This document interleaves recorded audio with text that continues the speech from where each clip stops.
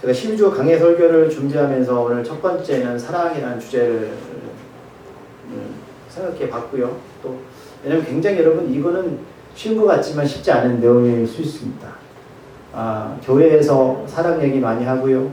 여러분들 살아가면 사랑이 무엇인지 좋은 줄 알지만 막상 그 사랑이 나에게 또한 누군가에게 흘러가고 있고 어떻게 살아가고 있는지 가만히 곰곰 상기해 봤는데 참 무지하다라는 생각을 하게 되었어요. 그래서 주여 제가 이 본문을 주제로 오늘 한 주간 첫 번째 설교 사랑인데 어떻게 전할까라고 이렇게 주님께 기도하는 시간을 가지게 되었는데 주님이 마음속에 저에게 그런 마음을 주셨어요. 김 목사, 너 사랑을 주기 전에 너 네가 누군지 알아? 라고 저한테 물으셨어요. 무슨 뜻일까? 그런데 그 마음이 뭐냐면 사람들은 사랑은 자꾸만 내가 누군가에게 타인을 향해서 무엇인가 해주고 무엇인가 배려해주고 섬기는 것으로만 생각하니까 너무 어렵고 힘든 거예요. 무슨 뜻이냐면 내가 누구인지를 모르니까 자꾸 그것까지 가기가 어렵다는 거예요. 나도 내 삶에 대해서 인생에 대해서 또 내가 사랑에 대해서 나를 사랑하는 마음도 없었는데 누군가를 사랑했습니다. 그래 사랑은 나를 이해하지 못하면 절대로 남한테 무엇을 해줄 수 없구나라는 그런 마음을 주셨어요. 오늘 바울이 아까 영상도 봤지만 우리가 보면 저 사람은 나보다 부족한 것 같아, 저 사람은 나보다 못 배운 것 같아 라고 말할 수 있지만 그 대상이 나에게 어쩌면 내가 사랑을 주는 대상이 아니라 그 사람이 나를 사랑하기는 원동력이 되었더라. 내가 보지 못하는 바람의 소리들, 물결들, 하루의 감사들을 나는 전혀 이해하지 못했는데 나보다 부족한 친구들은 그걸 이해하면서 오늘 하루도 그렇게 살아가고 있더라. 내가 날 이해 못했구나. 오늘 바울 선생님이 오늘 빌립보 교우들한테 오늘 이 이야기를 할 때 여러분 그 출발점이 뭐냐면 이분은 자기가 누군지 알고 있어요. 그럼 내가 누군지 어떻게 아느냐면 이 바울 선생님은 하나님과의 관계 속에서 안다는 거예요. 그는 전에는 예수를 모를 때는 내가 누군지를 몰랐어요. 잘 아시겠지만 내가 하는 모든 일이 옳다고 생각했고 내가 하는 모든 일들이 하나님이 기뻐하실 줄 알았고 내가 하는 모든 일들이 하나님이 나를 통해서 복을 줄 줄 알았어요. 그런데 어느 날 내가 깨지고 나서 담에색에서 내가 깨지고 나서 뭘 느꼈냐면 눈이 멀고 나서 그래 내가 살아왔던 삶이 나는 옳다고 생각했는데 그건 나의 착각이었구나. 나는 나를 이해하지 못한 채 그냥 살아온 거예요. 열심으로 살아온 거예요. 열심이 나쁜 게 아닌데 그 열심이 나를 이해하는 도구는 아니었다. 그가 비로소 눈이 멀고 2년 동안 아무것도 안 했을 때 그 안에서 예수를 점점 발견하게 되었고 인생 가운데서 이제 빌립보 교우들한테 자기가 경험했던 인생의 사랑이 뭔지를 지금 이야기하고 있는 거예요. 여러분 본문 읽다 보면 사랑해라 알죠? 교회 나오면서 사랑을 해요. 좋은 거 알아요. 여러분 사랑이 나쁜 겁니까? 좋은 거죠. 좋은데 왜 그렇게 못 사냐면 다시 말씀드리지만 내가 누군지를 모르고 살았기 때문에 그저 그냥 어떻게 하면 내가 나아질까요? 어떻게 하면 내가 사랑을 주는가? 거기 고정관념과 거기 고정의 틀 속에 살았던 거예요. 오늘 바울 선생님은 그 빌립보 교우들한테 뭐라고 말하는지 아세요? 3절에서 내가 너희를 생각할 때마다 나의 하나님께 감사한다. 사랑이 뭐냐? 여러분 생각하는 거예요. 우리가 오늘 하루 살아오면서 누군가를 생각한다는 거 이게 뭐냐면 사랑의 출발점이다. 근데 우리는 뭐만 생각하느냐? 하루에도 바쁘고 먹고 사기 힘드니까 또는 내가 옳다라는 여러 사람들 갇혀있는 인생 가운데 그들만 생각할 때가 많죠.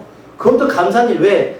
하나님 주신 가족들, 친척들, 친한 사람들이 있잖아요. 그런데 엄밀히 따지면 빌립보 교우들 여러분 바울과 무슨 관계가 있어요? 가족이에요? 친척이에요? 어떤 유익을 주는 존재인가요? 아니잖아요. 빌립보는 그저 바울이 하나님의 복음에 사로잡혀 세운 교회일 뿐이에요. 내 교우들, 하나님의 자녀들 뿐이죠. 그런데 지금 빌립보 이 선은 잘 아시겠지만 바울이 로마에 감금되어 있고 이제 생명이 얼마 남지 않은 시간이에요. 우리가 만약에 저도 2년밖에 못 산다 생각하면 어떤 준비를 할까요? 준비하겠죠. 내 가족들 유산을 남겨줘야지. 또 뭘 남겨줘야지. 뭔가 해야지. 오직 내 주변에 있는 사람들만 생각할 것 같아요. 그런데 바울은 지금 생명을 얼마 두지 않고 빌보 교우들을 생각하고 있어요. 왜? 그들은 하나님의 자녀들이고 그들은 성숙해져야 되고 그들은 양육되어져서 내가 이 땅에 없으면 나의 일들을 빌보 교우들이 맡아서 사명을 감당해야 됩니다. 그리고 언젠가 하나님의 나라에서 이들을 보게 될 거야. 우리가 하루 동안 여러분 생각하는 그게 나의 울타리입니다. 여러분들이 어떤 생각을 하는지 모르겠어요. 저도 마찬가지지만 당연히 나의 가까운 사람들 생각하겠죠? 그러나 뭐 가족이든 어떤 생각이든 우리가 그 생각하는 모든 것들은 내가 생각하는 울타리 안에서 살아가는 거예요. 그러나 바울은 지금 로마에 감금되어 있으면서 누구를 생각하고 있다고요? 빌보 교우들을 생각하고 있어요. 그러면서 말해요. 나의 하나님께 감사하다. 여러분 지금 이 바울이 뭐가 감사합니까? 감사할 게 있나요? 여러분들 옆에 있는 교우들 생각하면 감사한 게 있으세요? 저 교우는 내 마음에 들지 않아. 저 사람은 나의 뭐 성격도 맞지 않아. 그렇게 할 수 있잖아요. 우리 목사님 생각하면 별 마음에 들지 않아. 아무리 따져봐도 감사할 게 없어. 저 사람 나한테 밥을 사줬어요. 떡을 사줬어요. 주일에 한 번 보는 인생인데 뭐가 감사해요. 근데 왜 감사할까요? 이들은 예수 안에서 한 가족이 됐다. 오늘 빌보 교우가 여러분 빌보 교회가 세워진 게 참 재밌습니다. 바울이 원래는 아시아에 가려고 그랬어. 아시아에 가고 싶었는데 꿈을 꿨어요. 환상이 보였는데 마게도냐 그리스에 있는 사람들이 꿈에 나타나서 우리 좀 살려달라고 막 아우성을 치는 거예요. 그래서 바울이 자기 생각을 버리고 마게도냐에 갔어요. 그런데 여러분 아시겠지만 새로운 지역 가면 아는 사람 있습니까? 그래서 기도처를 제가 설계자 기도처를 막 찾고 있는데 거기서 루디아 옷감을 파는 사업가 여자를 만났어요. 2000년 전에 사업가면 대단한 여자가 그 여자가 개척교회 멤버가 된 거예요. 처음에 우리 처소에서 기도하십시오 바울씨. 아니 루디아는 언제 바울 본 적 있습니까? 바울은 언제 뭐 서로가 안면이 있나요? 그냥 예수 안에서 그렇게 이 빌보 교회가 시작했어요. 그러니까 이 빌보 교회는 사람의 힘으로 세워진 게 아니죠. 그냥 기도처를 찾다가 세워진 거예요. 그리고 어떤 점친 여자가 있었어요. 사람들이 그 여자를 이용해서 돈을 벌었어요. 근데 바울이 복음을 전하니까 점괘가 안 나요. 그러니까 돈을 벌었던 뭐라고 말해? 호주들? 화가 나서 바울을 죽이려고 그랬어요.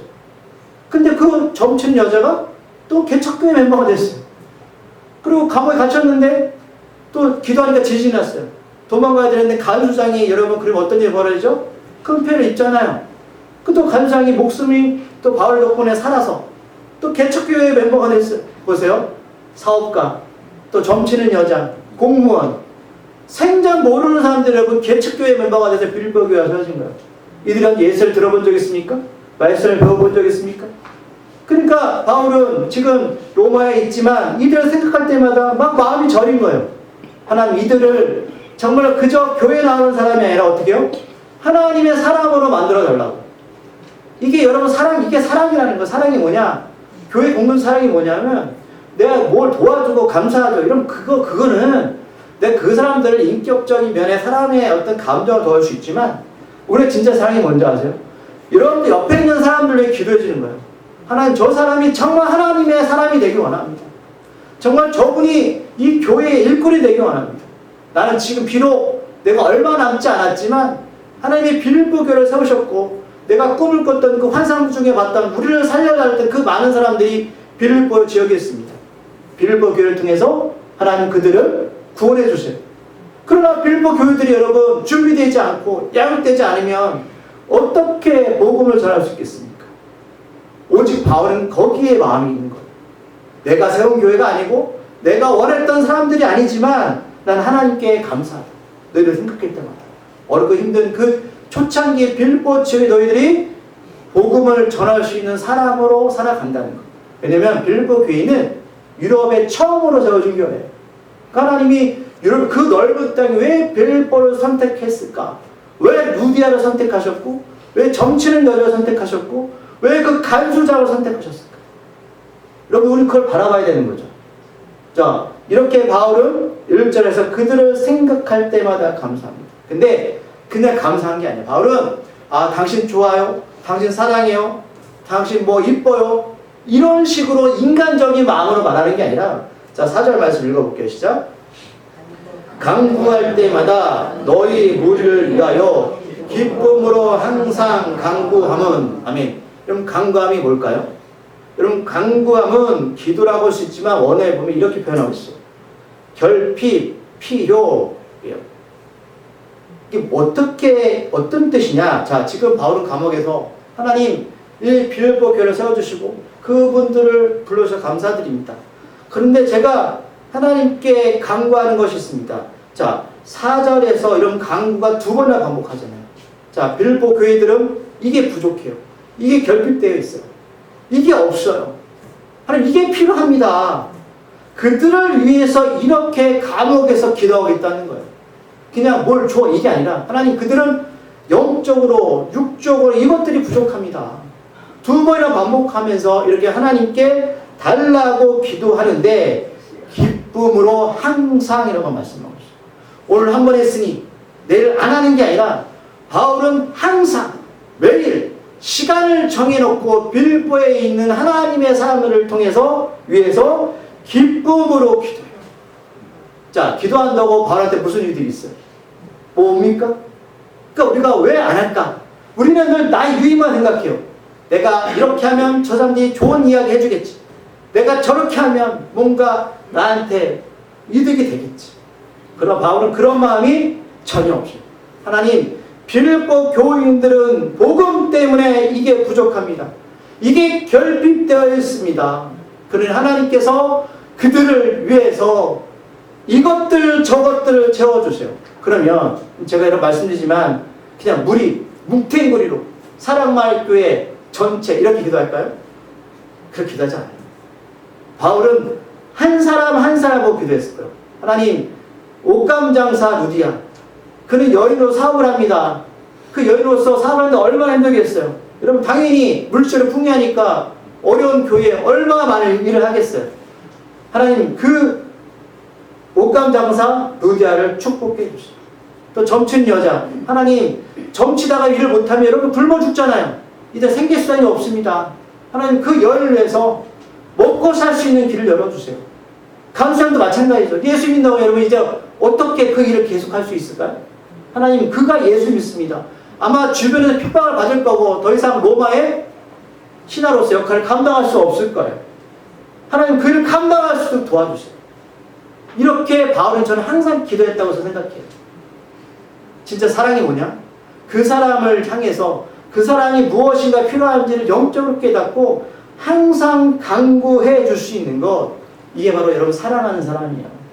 사랑하는 사람. 자, 그런데 왜 이렇게 하나님께 바울은 하나님께 간구할까? 2번이나 5절 말씀 읽어볼게요. 시작.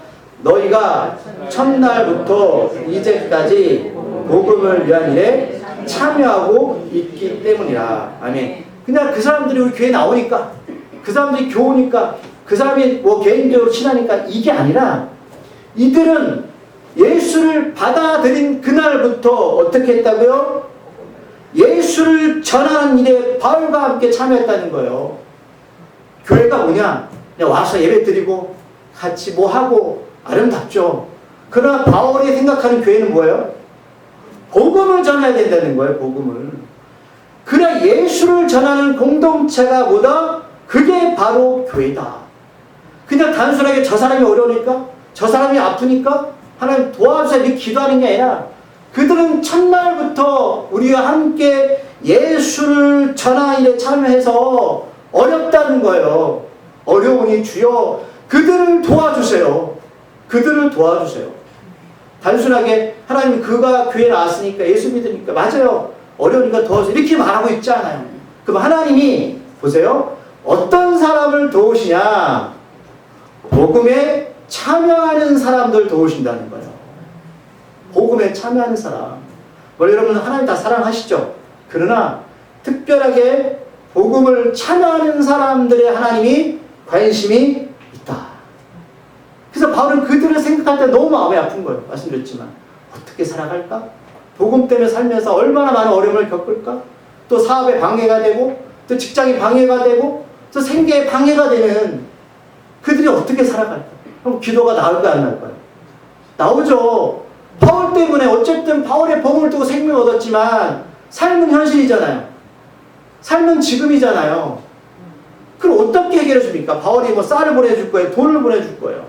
근데 놀라운 거 아세요? 이들이 나중에 성경을 모아서 보냅니다. 그 어려운 가운데도.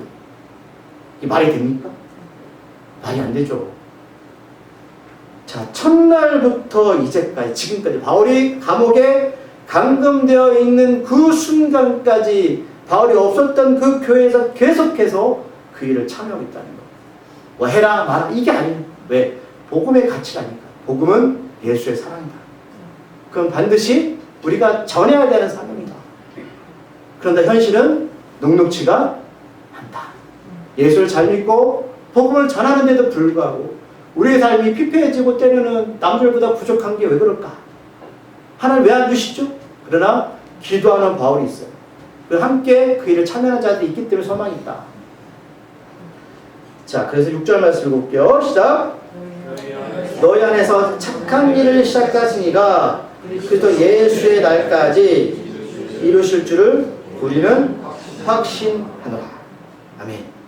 오늘 이런 바울의 기도는요, 그냥 자기가 하고 싶은 게 하나님이 주시는 저는 마음이라고 합니다. 그 마음. 내가 어느 날 그런 경험들이 있으실 거예요.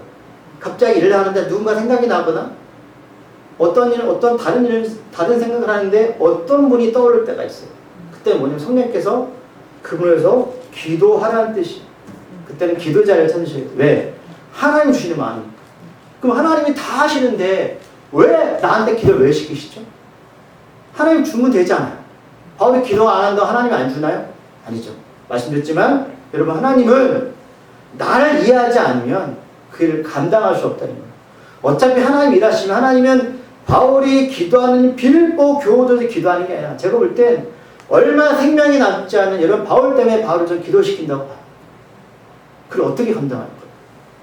어떻게 이겨낼 거예요?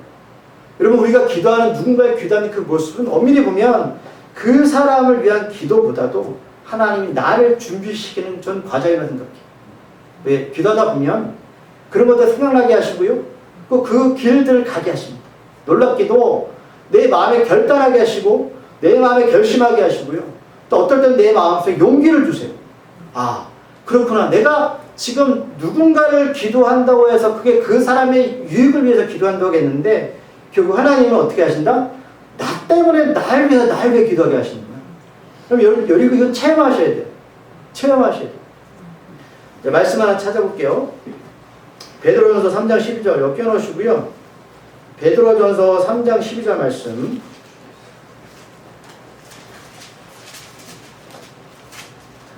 베드로전서 3장 12절 말씀을 찾아볼게요. 뒤쪽에 있어요. 베드로전서 379쪽.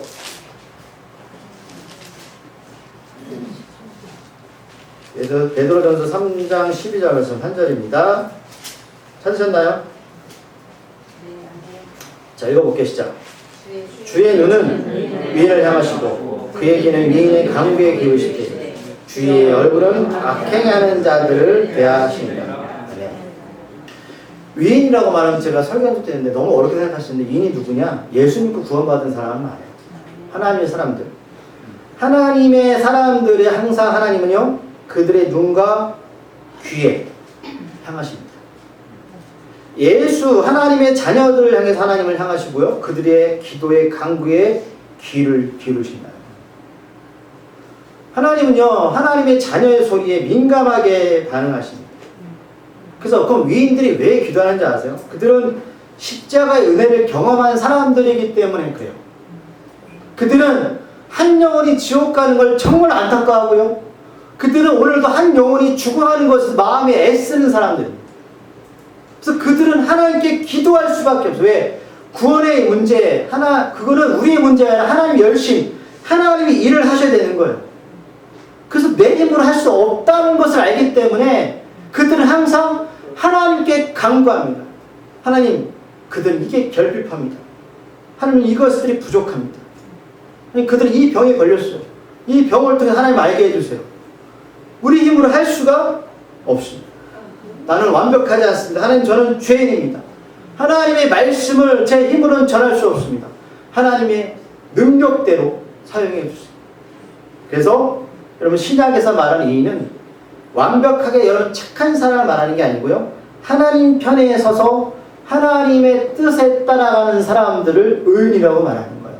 하나님 편에 서서 내 편이 아니라 내 의지가 아니라 그러게 하나님은 그 한 영혼에 대해서 관심 갖고 있고요. 아까 읽었던 5절 말씀처럼 하나님은 어떻게 하신다요? 복음에 참여한 사람들에 대해서 관심이 많으시다. 자, 오늘 말씀드렸던 앞에 루디아, 또 간수장, 또 점치는 사람들. 그래서 2차 선교여행 갈 때 바울이 이제 여러분 기억나시죠? 마가를 바나바랑 싸우고 이제 바울이 가잖아요. 그때 그 바울이 데살로니아 고린도에 있을 때에도 장로 에바브로를 통해서 이 빌립보에 여러분 헌금을 또 보내거나 서로 교환하기도 합니다. 이들이 빌립보 교회의 헌금을 모아서 어려움에도 불구하고. 자, 이것들이 어디서 출발할까? 강구죠. 하나님 향한 사랑입니다. 그래서 이렇게 여러분 하나님은 이 교회를 세우셨고 아까 다시 가면 5절에서 여러분 착한 일이라고 말하죠. 착한 일. 읽으셨던 다시 가볼까요? 착한 일 5절에 있죠? 그럼 착한 일 어떤 거죠? 빌립보서 1장 5절에 우리가 생각하는 착한 일은 뭡니까? 누구에게 잘해주고 누굴 도와주고 맞죠? 근데 원어에 보면 그러니까 우리가 이게 참 어려운 게 뭐냐면 원어와 한글 말이 다른 거예요. 그래서 착하다 그러면 그래 뭐 잘해주는 거 맞죠? 그러나 이 착한 일 원어 뜻이 뭐냐면 주님의 십자가의 구원의 은혜를 의미하는 거예요. 단순하게 누구를 도와줬다 말하는 게 아니라 여러분 이거 해석할 때 그렇게 해석하셔야 되는 거예요.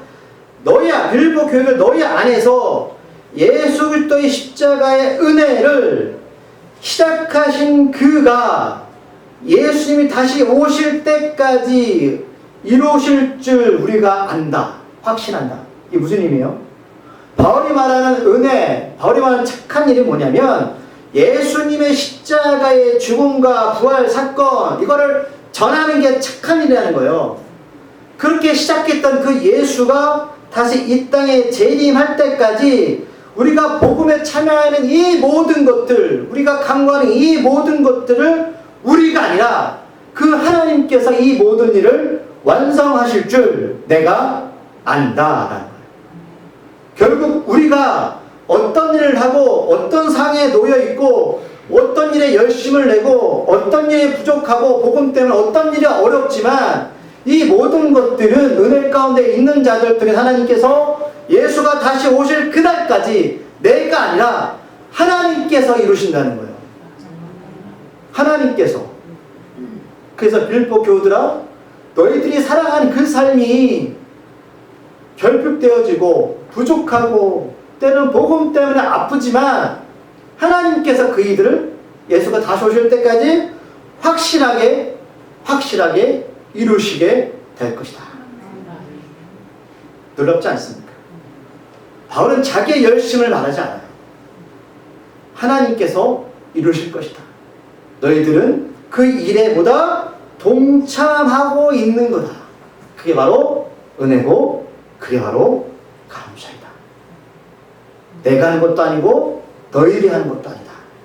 하나님께서 그 일을 하시는 것이다. 그렇다면 여러분들 우리가 한 주간 또 앞으로 살아갈 인생들이 넉넉지 않고 때는 결핍되어지고 때로는 문제가 있을지라도 복음에 참여하는 이들을 하나님은 결코 버려두지 않으시고 당신께서 직접 그 일을 행하시게 될 것이다. 그래서 바울은 하나님의 자녀로 세우심에 감사와 은혜가 있다는 거예요. 그게 감사한 것이다. 내가 뭔가 내 인생에 유익이 없어도.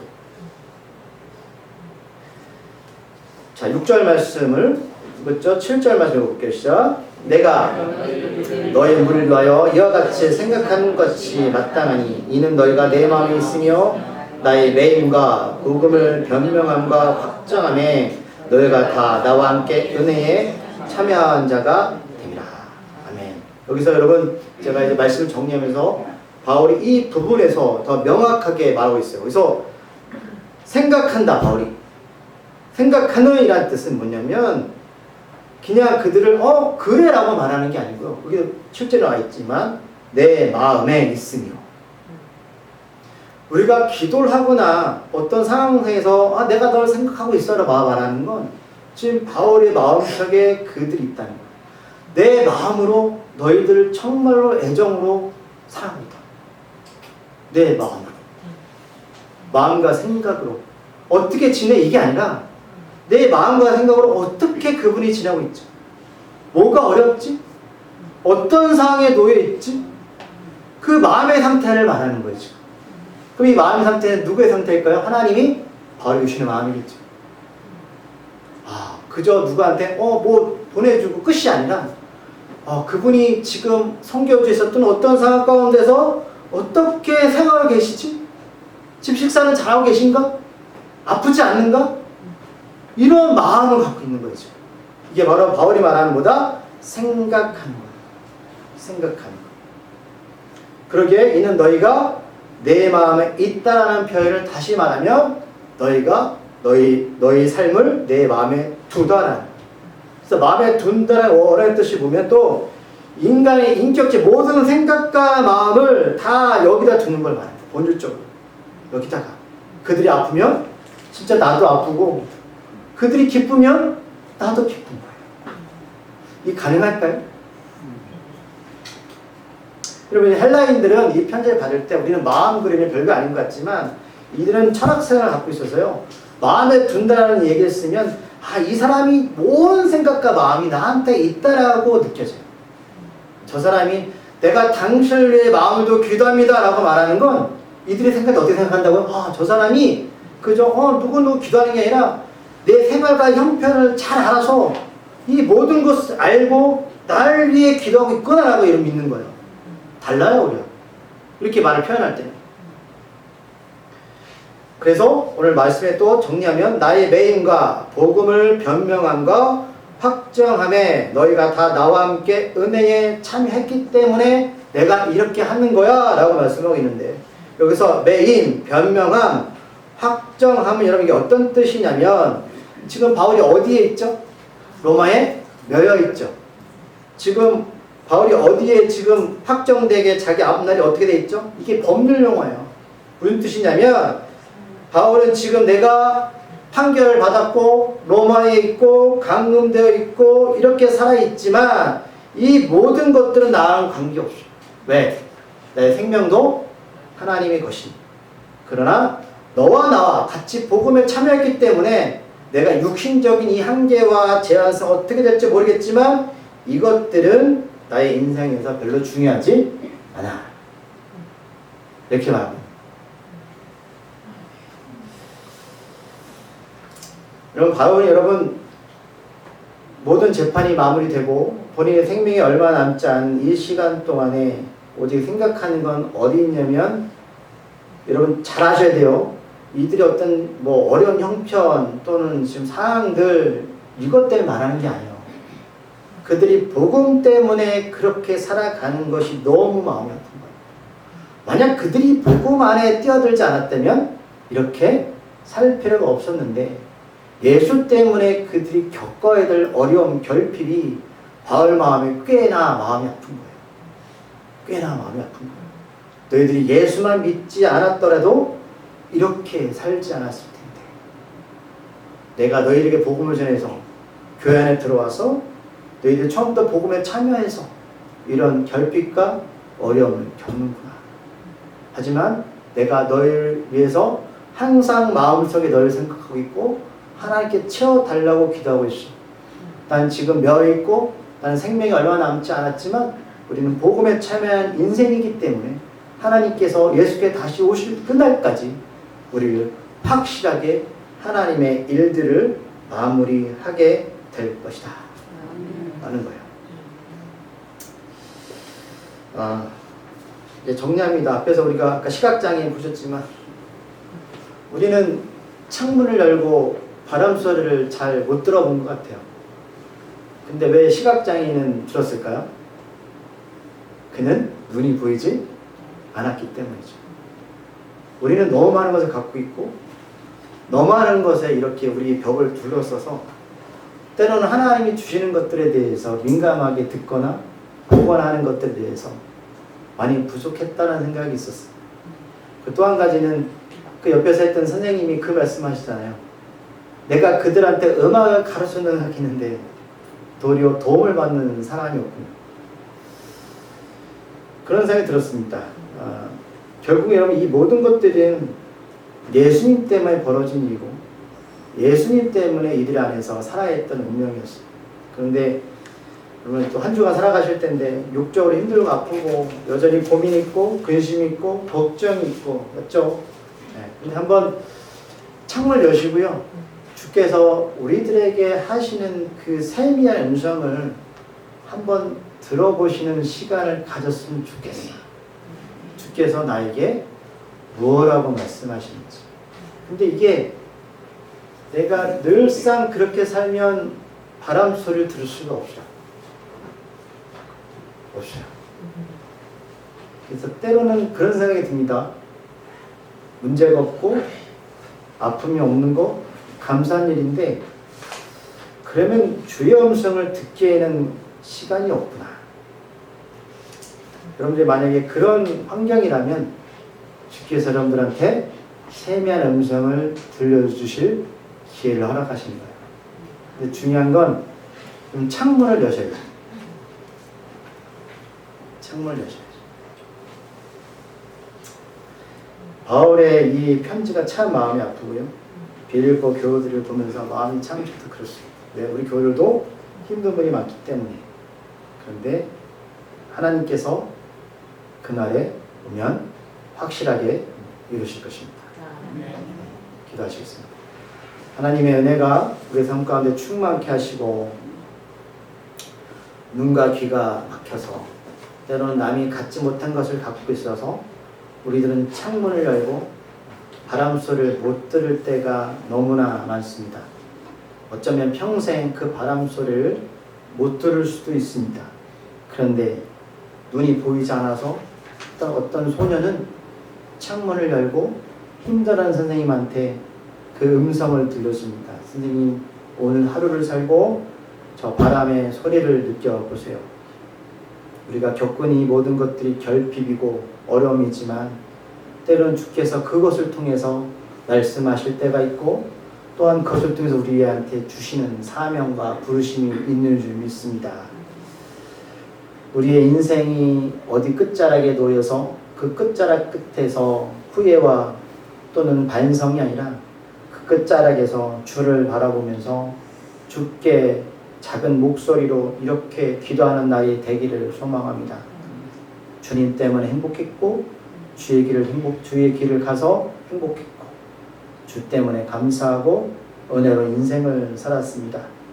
내가 살았던 인생이 비록 남들보다 부족하고 연약하고 또는 그것이 좁은 길이고 가시밭의 길이었지만 그 길이 영생의 길인 줄 이제는 더 확신하게 되었습니다. 주여 저의 영혼을 받으시고 하나님의 나라에서 주와 함께 영원히 거하게 하여 주시옵소서. 그 기도가 우리 모두에게 있기를 소망합니다. 주여 우리 기도를 들으시고 우리 간구에 외면치 마시고 하나님의 은혜가 우리 삶 가운데 충만케 하여 주시옵소서. 예수님의 이름으로 기도드립니다.